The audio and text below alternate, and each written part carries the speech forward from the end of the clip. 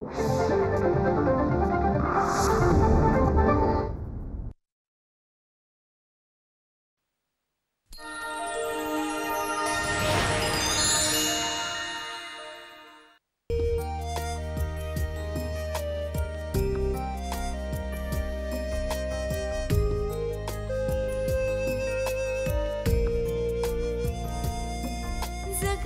जगता जीवनात यासेही काही येते अन कुणीतरी स्वर्ग सुखाच्या हिंदोळ्यावर नेते वाटे जगते थिटे त्या पुढे कसे जादू होते मन हे वेडे खुळे भाबडे पुरते गुंतून जाते पण नियतीला रुचते काही तुटतो प्रेम जिव्हाळा आयुष्याच्या वळणावर दैवाचा हा खेळ निराळा। घरी काय सांगणार? यापुढे माझ्या आयुष्याचे निर्णय मीच घेणार आहे, पण तुम्ही तुमच्या घरी सांगू शकता, माझी काहीच हरकत नाही। शंतनू जर आला नसता तर काय झालं असतं? तो लग्नानंतर आला असता तर ती माधवी देखील येऊन गेली। काय बाबा आजकाल एकदम फ्रेश असता, चेहऱ्यावर एक प्रकारचं तेज आलंय तुमच्या। झाली का सुरुवात मस्करी करायला? काय रे, रात्री झोपताना हाच विचार डोक्यात असतो का तुझा? तुम्हाला तुमची स्पेस, तुमची प्रायव्हसी आवडते, तसं जया काकूलाही तिची स्पेस, प्रायव्हसी हवीच असेल ना। म्हणजे काही दिवसांनी होईल ऍडजस्ट। म्हणजे करतोय ते योग्य आहे ना? आता हे या वेळेला मी ठरवायचं योग्य की अयोग्य ते? अरे असं काय करतोयस यार, मी सिरियसली विचारतो। काय बाबा तुम्ही पण, अहो आज ते लग्नाची बोलणी करायला येणार आहेत। मी काय करतो, त्यांना सांगूनच टाकतो की लग्नाचा विचार योग्य की अयोग्य ते आमचं अजून ठरलेलं नाही, ते ठरलं की आम्ही कळू, तुम्ही आता जा। तुमच्या सिरियस प्रश्नांची उत्तरं मी उडवाउडवीची देतोय, कारण सिरियस प्रश्नांना अर्थच नाहीये या वयात। काय? अहो डॉक्टर, या वयात लग्न, तेही जया काकू सारख्या बाईशी, डॉक्टर भाग्य लागतं, डॉक्टर भाग्य। भाग्य कर, चेष्टा कर सतत बापाची, सुधारणार नाही कधी तू। युसलेस पोरगा।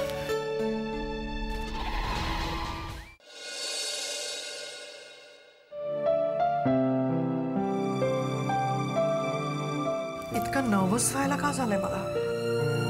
धडधडताय का असं?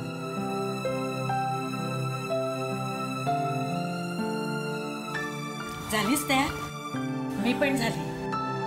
नील गाडी काढतोय, देवांच्या पाया पड आणि निघ। आई, मला खूप टेन्शन आलंय। का ग? मी आजपर्यंत खूप वेळा डॉक्टरांना भेटले, त्यांच्या घरी गेले, पण आज त्यांच्या घरी जाण्याच्या नुसत्या विचारानं छातीत धडधडत आहे माझ्या। मी कधी कल्पनाही नव्हती केली की असा दिवस माझ्या आयुष्यात येईल। हे सगळं एक स्वप्न असल्यासारखं वाटतंय मला। माझ्या नशिबानं मला एक मार्ग ठरवून दिला होता, त्याच मार्गाने मी गेली 17 वर्ष चालत होते आई। पण आता अचानक एक वेगळंच वळण मिळालंय त्या मार्गाला, आणि ह्या वळणावर पाऊल टाकण्याची मला खूप भीती वाटते आई। चल, वेडी आहेस, काहीतरीच काय, पण चांगलंय। मुलीला लग्न ठरताना नर्वस व्हायला हवंच, आपली जुनी पिढी आहे। आई, लग्नाची बोलणी म्हणजे देणं घेणं आलंच, डॉक्टरांनी काही मागितलं तर? डॉक्टरांचा स्वभाव माहिती नाही का आपल्याला? तुला असं वाटतं की ते देण्या घेण्याच्या गोष्टी करतील? नाही मागणार खरं तर, पण मला आपली एक शंका आली। माझी एवढी सोन्यासारखी लेक देते मी त्यांना, आणखीन काय मागतील? मागतील ते मागू देत, मी सगळं देईन त्यांना। माझ्या मुलीच्या सुखासमोर कोणतीही गोष्ट क्षुल्लकच आहे आई। तुला कल्पना येणार नाही आज मला काय वाटतंय त्याची। स्वर्ग सुखाचा अनुभव येतोय, त्यांना काय हवं ते मी द्यायला तयार आहे। मागून मागून काय मागतील? हॉटेल, हा बंगला, मागू देत, मी द्यायला तयार आहे. काय बोलताय तुम्ही आई? खरंच मला जे वाटतंय ते बोलते. माझ्या मनात डोकावलीस ना तर तुला माझ्या भावना कळतील. एवढं प्रेम करता माझ्यावर? हो, एवढं प्रेम करते मी तुझ्यावर. एवढं प्रेम करता आणि तरी सुद्धा मला आता त्यांच्या घरी पाठवून द्यायला निघाला आहात. माझ्याशिवाय राहू शकाल? राहीन, खूप आनंदानं राहीन. मुलगी कितीही प्रिय असली तरी कोणतीच आई तिला आपल्या घरी ठेवू शकत नाही. मुलीला सासरी पाठवल्यावरच तिला सुखाची झोप मिळते. बघा आई, खरंच राहू शकाल ना? तू बघशीलच मी कशी राहते ते. ज्या दिवशी तुझं लग्न होईल त्या दिवशी मला शांत झोप लागेल. मी इतकी नकोशी झाली आहे तुम्हाला? हो, खूप त्रास देतेस. बरे चल लवकर, डॉक्टर वाट बघत असतील. बरं आई, तिथे समजा त्यांनी काही मागितलंच तर पटकन हो म्हणू नका. मी जो काही निर्णय घ्यायचा तो घेईन. डॉक्टरांनी काही मागितलं तर तू नाही म्हणणार आहेस? हो अर्थात. आणि अजून एक, लग्न अगदी साधेपणानं करायचं. आणि त्यांनी कुठलीही डिमांड केलीच तर तुम्ही हो म्हणू नका, माझ्याकडे बघा, मी डोळ्यानं खुणवेन तुम्हाला. हां, वा, छान. मोठं कोण, मी की तू ग? मी. पण आई, आपली मुलीकडची बाजू असली तरी सुद्धा आपण पडती बाजू नाही घ्यायची, समजलं ना? हो, समजलं. बरं, सगळं समजलं. मनातला आनंद चेहऱ्यावर दिसतोय, डोळ्यात तेज आलेलं आहे, सगळं काही समजतंय मला. आणि म्हणे मी नर्वस झाले. चल, बाहेर बाळराजे वाट बघत असतील.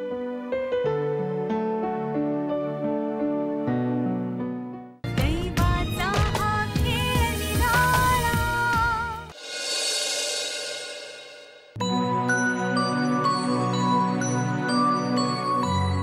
देवा, खूप भरभरून दिलंस. अजन्म ऋणी राहीन मी तुझी. माझे डोळे मिटण्या अगोदर मनात जे होतं ते बघायला मिळालं. डिवोर्स घेताना त्रास झाला नाही. देवळात लग्न अगदी निर्विघ्नपणे पार पडलं. जयाच्या कपाळावर सौभाग्याचं, तिच्या प्रेमाचं, आनंदाचं कुंकू लागलं.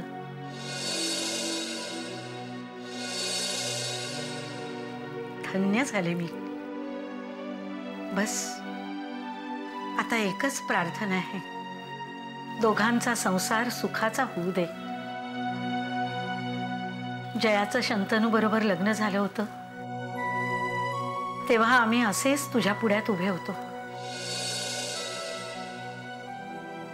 मनातून खूप अस्वस्थ झाले होते मी. जणू मला तिच्या भविष्याची जाणीव होती. मी तिला कुठे फसवलं तर नाही ना असं वाटलं. मनात अपराध बोधाची भावना होती. पण आज मी त्याचं प्रायश्चित्त घेतलं. तिचं लग्न अगदी छान पार पडलं. उशिराने का होईना माझी लेक विवाहित झाली. तिचा तो नव्या नवरीचा शृंगार, चेहऱ्यावरचे लाजरे भाव,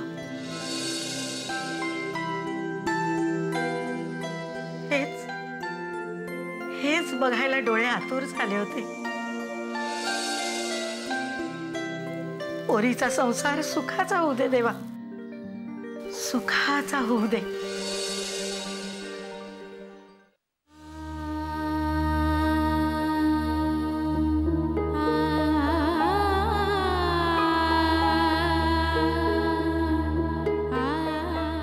तू खुश आहेस ना बाळा?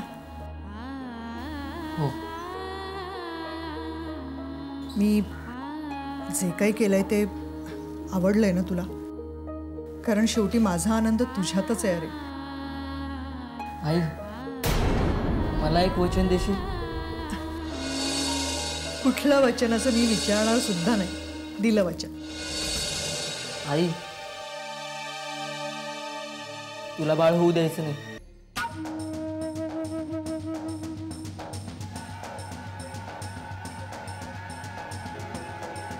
काय? मला कळत नाहीये मला काय होतंय ते, पण ही एक गोष्ट आहे ज्यामुळे मी डिस्टर्ब झालोय. आता तुझं लग्न झालं म्हणजे तुला बाळ होणार. आणि आई आणि माझा तुझ्यावरच्या प्रेमाचा हक्क वाटला जाईल. हे बघ नील, तू आहेस तरच मी आहे. तुझी शपथ घेऊन सांगते, मी मला बाळ नाही होऊ देणार. नाही होऊ देणार. माझं बाळ फक्त एकच आहे रे नील. ए जया, देवघरात ये जरा. मला आजी बोलवते, मी जाते आता. पण तू शांत राहा. हं?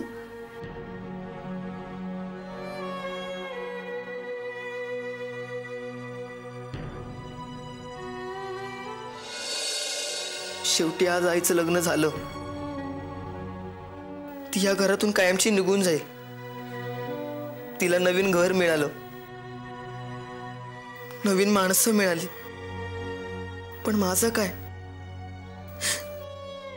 आज घरात सगळ्यांना आनंद झालाय. मी सुद्धा चेहऱ्यावर तसंच दाखवतोय, पण मनातून रडतोय. मी त्या आजी बरोबर राहणार असंच वाटतंय. पण मी आजीचं बोलणं ऐकलंय. बहुतेक आई मला घेऊन जाईल. पण तसं नाही झालं तर मी आईशिवाय नाही राहू शकणार. पण मला घेऊन जा असंही नाही म्हणू शकत.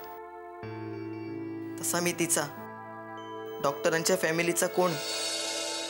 मी फक्त आजीचाच नातूय. आईची जरी मला नेण्याची इच्छा असली आणि डॉक्टर काकाने माझा स्वीकार केला नाही तर ती काय करेल? कशी राहील माझ्याशिवाय? आई मी काय करू? सांग ना आई, मी काय करू?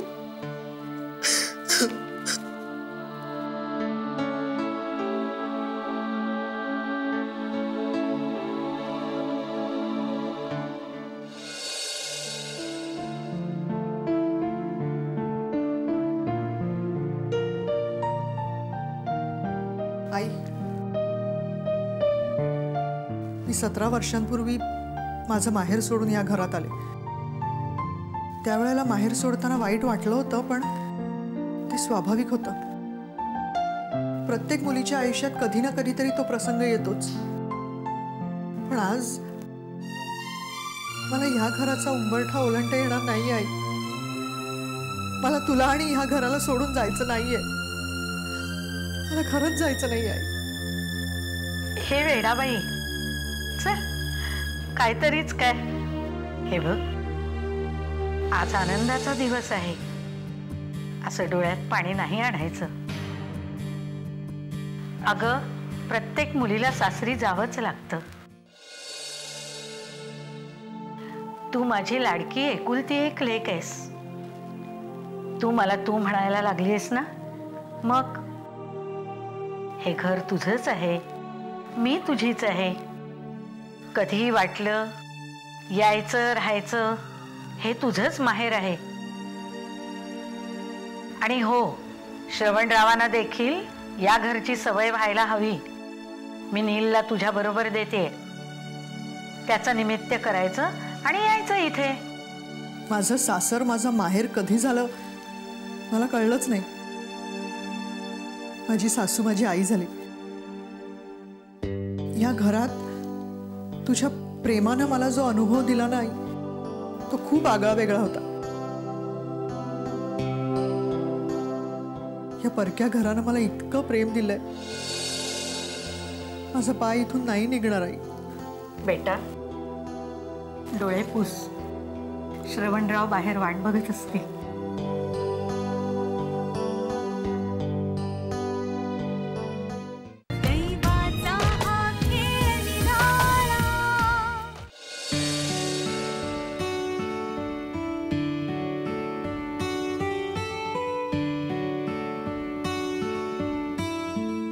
श्रवणराव, माझी एकुलती एक अत्यंत लाडकी मुलगी मी तुमच्या हवाली करते. तिला खूप खूप प्रेम द्या, सुख द्या, सांभाळून घ्या. अवई असं काय म्हणताय? काळजी करू नका. तुमच्या लेकीला मी सुखात आनंदात ठेवेन. तिला कोणतीही तक्रारीची जागा ठेवणार नाही. आज केवळ तुमच्या इच्छाशक्तीमुळे आणि देवावरच्या विश्वासामुळे हा दिवस आमच्या आयुष्यात आलाय. खरं तर मीच तुमचा ऋणी आहे. माझ्या कळत न कळत जर का माझ्याकडून जया दुखावली गेली, एक आई ह्या नात्यानं मला माझी चूक दाखवण्याचा तुम्हाला पूर्ण अधिकार आहे. जया, पोरी खूप भाग्यवान आहेस तू. श्रवणरावांसारखा जीवनसाथी मिळणं ही तुझी गेल्या जन्मीची पुण्याई आहे.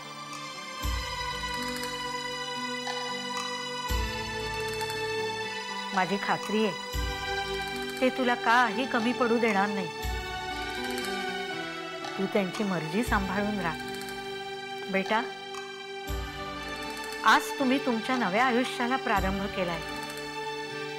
मागचं सारं काही विसरायचं. मागे जे काही घडलं ते एक भयानक स्वप्न होतं असं समजून विसरायचं. पोरी, 17 वर्षापूर्वी ज्या उमेदीनं आनंदानं तू या घरात पाऊल टाकलंस,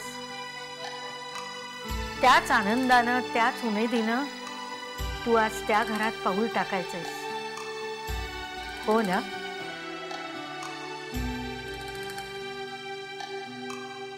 पृथ्वी, आपल्या या आजीला भेटायला यायचं बरं का? हो आजी. मी नीलला घेऊन येते.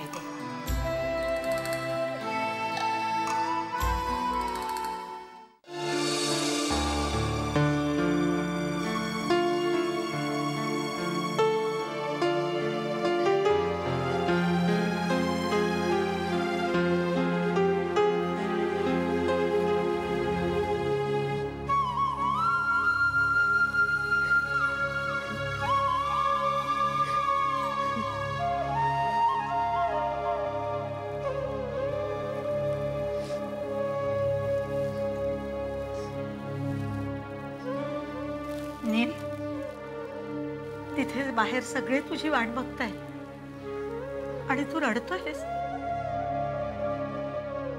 मला समजतंय रे बाळा सगळं. अरे पण तूच तर परवानगी दिलीस ना या लग्नाला. श्रवणरावांना बाबा म्हणेन असं म्हणाला सुद्धा होतास.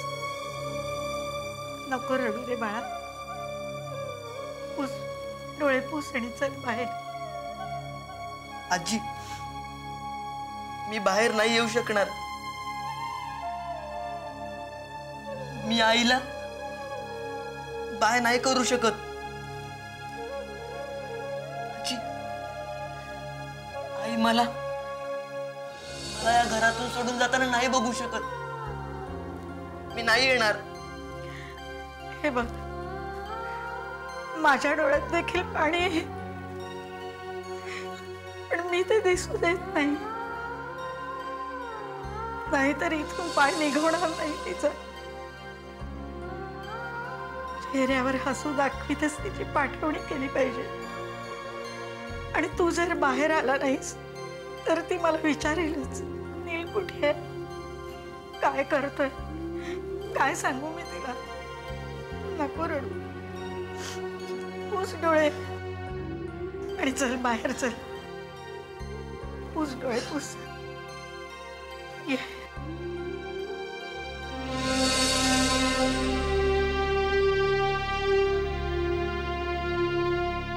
श्रवणराव, तुम्ही हुंडा मागितला नाही, मी सुद्धा काही दिलं नाही.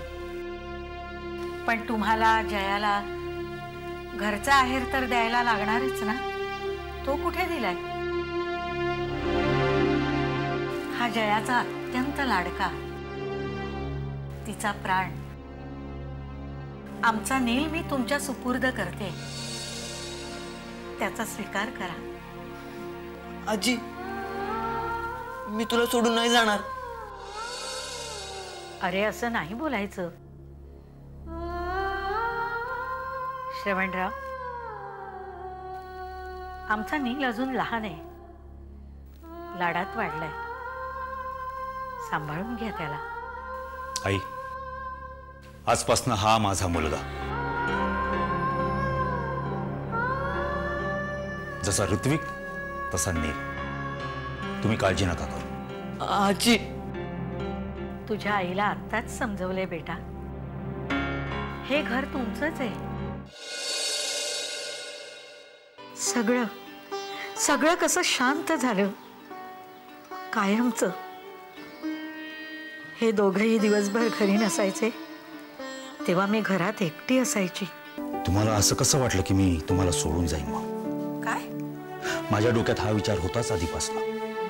मी फक्त जया आणि नीलची प्रतिक्रिया पाहत होतो. श्रवणराव, काय बोलताय तुम्ही? आई, जया आणि नील तुमच्याशिवाय राहणं शक्य आहे का? अंशुल भेटला मला त्याच्या घरी. अंशुल, तो काय करत होता तिकडे? अरे मी तिकडनं निघणार तेवढ्यात तो तिकडे आला.